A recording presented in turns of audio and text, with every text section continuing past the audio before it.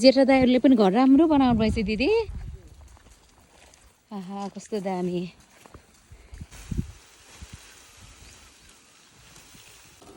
अलिक फलेको ठाउँ यतापट्टि थियो। हजुर बाबा, तर राम्रै फल्यो यतिको त बाबा। हजुर हो नि हजुर हजुर बाबा। हजुर ए कति राम्रो। हजुर छोरो ए खाइसक्नु भयो। लु राम्रो।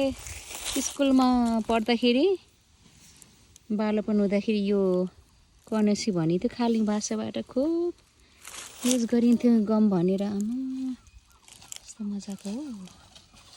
यो चाहिँ ओहारमा रहेछ।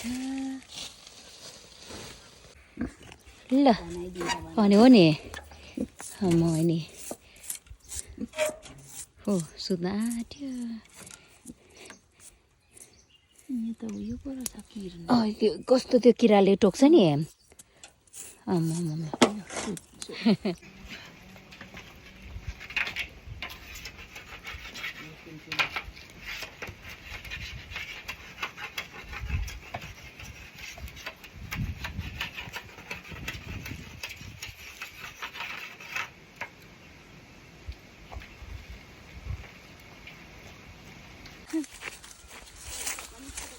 हजुर कस्तो मजाको अम्बिस। आमा सबै थोतिसक्नु भएको है दिदी।